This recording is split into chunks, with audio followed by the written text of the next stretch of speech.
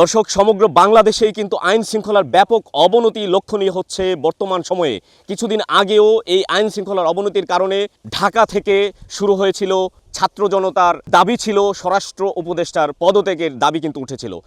তেমনিভাবে গাজীপুরের শ্রীপুরেও কিন্তু আইন শৃঙ্খলার ব্যাপক অবনতি লক্ষণীয় হয়ে উঠেছে। আজকে কিছুক্ষণ আগে গাজীপুরের শ্রীপুর যিনি রেঞ্জ কর্মকর্তা রয়েছেন তিনি এসেছিলেন বনের সরকারি জায়গা থেকে যখন গজারি গাছ কাটা হচ্ছিল সেই গাছগুলো জব্দ করার সময় হাতে নাতে যারা দোষী ব্যক্তিরা রয়েছেন তাদের সঙ্গে যখন কথা বলেন ঠিক তখনই ওনার উপর হামলার চেষ্টা করা হয়। আমরা সরাসরি জানার চেষ্টা করছি ভুক্তভোগী রেঞ্জ কর্মকর্তার কাছে কি হয়েছিল, তখন কি পেয়েছিলেন। তো আমি সংবাদ পাই যে আমার এই জায়গা থেকে গজারি গাছ কাটতেছে। তো আমি সত্য মিথ্যা যাচাই করার জন্য আমার স্টাফ সহ এখানে আসার পর দেখি যে 3টা ট্রলি ভর্তি গাছ নিয়ে যাচ্ছে এবং সেগুলো জব্দ করার চেষ্টা করলে মূলত কিছু দুষ্কৃতিকারী আমাদের উপরে অকথ্য ভাষায় হামলার চেষ্টা করে, গালিগালাজ করে, মারধর হুমকি দেয়, অফিস থেকে বেরোতে দিবে না। তারপর হচ্ছে যে আমি কি হয়ে গেছে, আমি তার কাছে কিছুই না, মানে এরকম বাপ মা তুলে যে গালিগালাজগুলো এবং মানে মার ধরে চেষ্টা করা হয়। সোজা কথা, মানে আমি একটু গরম হলেই আর কি, আমি যদি একটু রাগারাগি করতাম আমি আমার ব্যাপক দুর্ব্যবহার করেছে এবং হামলা করার একটা ছিল যে মানে হামলা জাস্ট আমি একটু যদি একটু নিজে একটু গরম হইতাম বা একটু রাগারাগি করতাম আমার উপর সে মারধর করতো। মালামাল আটক করতে পেরেছেন? না, মালামাল আটক করতে পারি নাই। তারা 3টা ট্রলি আমাদের কাছ থেকে ছিনিয়ে নিয়ে চলে যায়।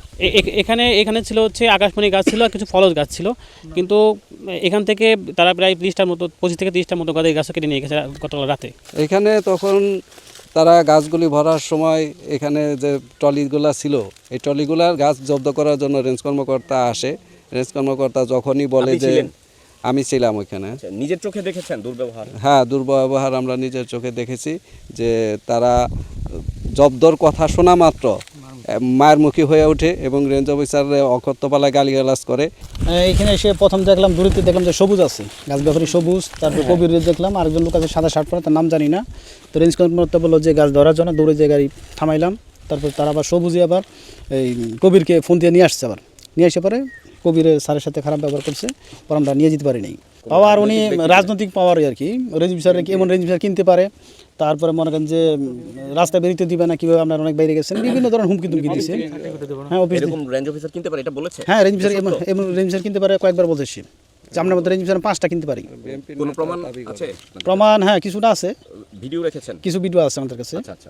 মূলত মানে আমি এখানে 2 বছরের প্রায় চাকরি করি, মানে এই ধরনের অভিজ্ঞতার মুখোমুখি এই প্রথম হলাম। মানে এটা কি আইন শৃঙ্খলা পরিস্থিতি অবনতি হচ্ছে, নাকি যে বর্তমান যে রাজনৈতিক দলগুলো এখন মোটামুটিভাবে ফ্রন্টে আছে তাদেরকে ব্যবহার করে তারা এগুলো করতেছে, এটা আসলে আমার বোধগম্য না। আর এটা অবশ্যই এটা এই দোষীদের যদি দৃষ্টান্তমূলক শাস্তি না দেওয়া হয় তাহলে আমরা সরকারি বনভূমি রক্ষা করতে পারবো না। আপনি তো কাজ করা হুমকি প্লাস আপনি দেখতে পাচ্ছেন যে এতগুলো গাছ কেটে নিয়ে গেছে, এটা মানে সব বিরল ঘটনা। আমার 2 বছরের মধ্যে আমার রেঞ্জ থেকে এতগুলো গাছ কেটে নিয়ে যায়, একসাথে কেটে নিয়ে যায়, আমি চোখে দেখি নাই সোজা কথা। এবং মাথাগুলো পুরো ফেলছে সোজা কথা। এখানে 2টা অন্যায় হয়েছে, একটা হচ্ছে আগুন দিছে, এখানে 2টো গাছ কাটা হয়েছে। মানে টোটালি এই ধরনের ঘটনা আমি এই আগে দেখি নাই। দাবি হচ্ছে গিয়ে যেহেতু আমি সরকারি কর্মকর্তা, আমার উপর যে মারধরে হুমকি আসছে এবং মেরে ফেলবে এরকম হুমকি আসছে, অফিস থেকে বেরোতে দিবে না, তো অবশ্যই একটা দৃষ্টান্তমূলক একটা শাস্তি আমি দাবি করতেছি।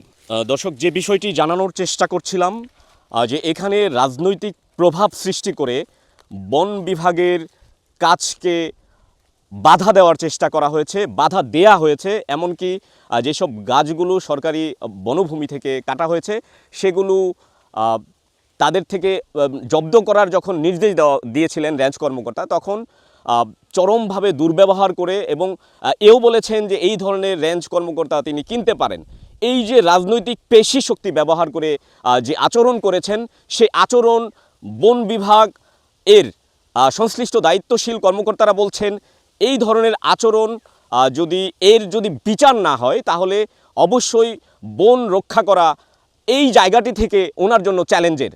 অবশ্যই দোষীদের শাস্তির আওতায় আনার জোর দাবি জানিয়েছেন রেঞ্জ কর্মকর্তা। প্রিয় দর্শক, জানানোর চেষ্টা করছিলাম বন বিভাগের কাজে, সরকারি কাজে যে বাধা দেওয়ার যে ঘটনাটি ঘটেছে সে বিষয়ে। এতক্ষণ সঙ্গে ছিলাম মোহাম্মদ মুজাহিদ, নয়াদিগন্ত, গাজীপুর।